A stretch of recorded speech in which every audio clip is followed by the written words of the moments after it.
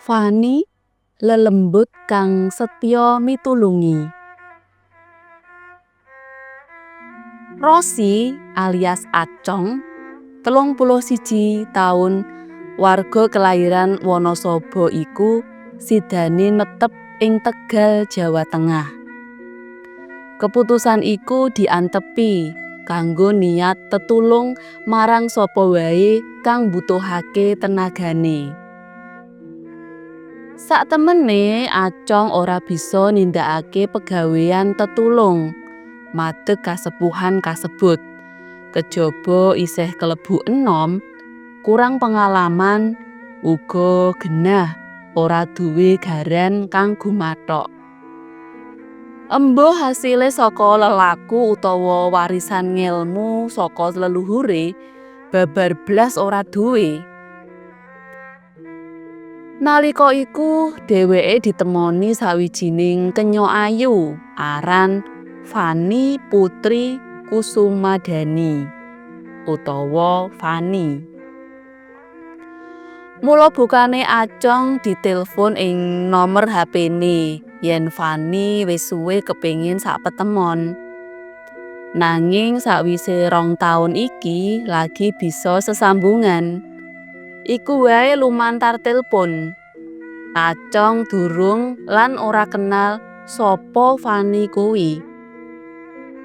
Kanthi niat apik banjur bisa janjen ing sawijining warung kopi ing sacedhaking SMA Loro Sawi.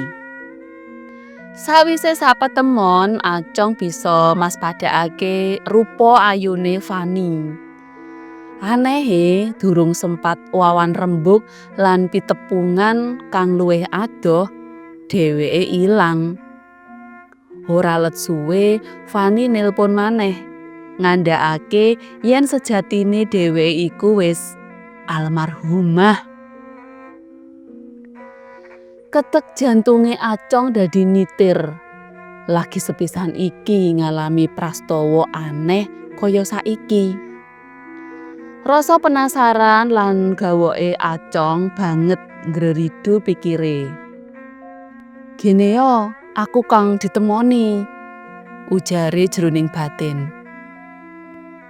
"Aja kuwatir Mas Acong, aku ora arep ngganggu gawe sliramu. Malah yen kersa, aku bakal tetulung wujud pambiyantu marang sapa wae kang mengkone butuh tetamba tumrap lelara kang ora bisa ditulungi dening dokter." Ngono kandhane Fani lumantar telepon 2 dina candhake. "Gene yo, kudu aku kang kok pilih, mongko aku ora duwe kabisan apa-apa." Bab iku ora perlu dirembug genahe mbiyen nalika aku sakaratul maut, gawang-gawang pasuryamu tansah ana sesawanganku. Aku dikubur ing Sasana Loyo, Benjaran, sakmburine pasar. Bubar wawan rembug iku, Acong gage ngupadi parane kuburan kang disebutake. Sakwise ketemu lan ziarah sawetara kirim donga, Acong miterang marang juru kunci pasarean. "Kados makam menika mboten kerumat, menapa keluarganipun mboten nate ziarah mriki, Mbah?" "Kula ugi mboten mangertos, Mas. Kok nak Mas malah tindak mriki?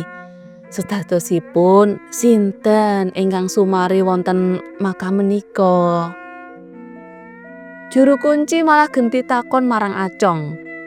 Acong unjal ambegan landung karo nelakake rasa misterius marang arwahe Fani.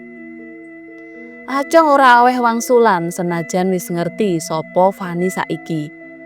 Kenya ayu kang ora nutut nalika divonis dokter nandhang lara kanker otak stadium 4. Anehe, lelara kasebut ora katitik sadurunge. Ngerti-ngerti ambruk lan tekan patine. Wong tuane uga ora mangerteni. Saksuwene uripe, Fani ora ketunggon wong tuane amarga padha repot marang gaweane dhewe-dhewe ing luar kota. Saka lara kang dirasakake, Fanny nyatakake menawa dheweke ora kena kanker kaya kang dikandhakake dokter. Nanging lelara aneh kang saemper digawe pawongan. Mula saiki kumarane kang lambrang marang Acong nedya malesake marang sapa wae kang kena lelara aneh, santet utawa teluh, sarana ngusadani. Marang sing gawe lelara, Fanny masrahake marang sing gawe urip, ora arep melu-melu aweh bebendu. Sabubare pamit marang juru kunci, Acong katuntun dening Fanny supaya nuju marang desa Cacaban kanggo nemokake sawijining omah. Kanyata omah kang dikarepake iku biyene kang dipanggoni Fanny nganti nemahi pati. Saiki wis suwung ora ana sing manggoni. Ing omah iku Acong bisa mbuktekake ketiyasane Fanny lumantar tangane. Dumadakan wae ana wong kang banjur mertamu saperlu njaluk pitulungane Acong. Temen sakwise mangerteni tamune iku nandhang lelara, Acong amung nempelake gelas plastik isi wedang putih kang digawa wiwit saka makame Fanny mau ing wetenge si tamu kasebut. Kedadian bacute ing jero gelas ana sesawangan kang aneh.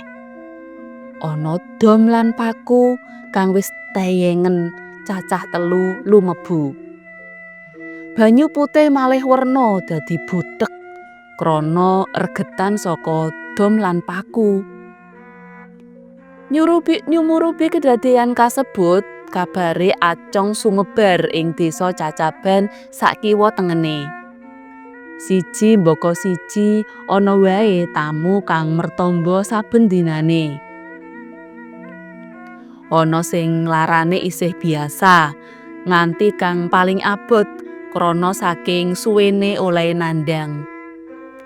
Kabeh bisa kausadani kanthi waras wiris lan bisa pulih kaya wingi uni. Fanny uga aweh sasmita marang pasien kang wis ora bisa diusadani. Dadi ora mesti kabeh kang ditambani banjur bisa mari. Menawa Gusti wis ngersakake, Fanny ya bloko menawa ora bisa mari. Berita bacute ora mung winates ing dusun Cacaban, nanging wis sumebar saantero Tegal, malah wis anjah ing Njaban Rangkah. Berita koran lokal uga wis kasil ngliput profile Acong. Acong dadi duwe pegawean anyar. Bakune dudu nyambut gawe nanging aweh pitulungan krana sesambate Fanny kang butuhake badan wadake Acong kanggo lelantaran. Fanny senajan lelembut nanging mitulungi.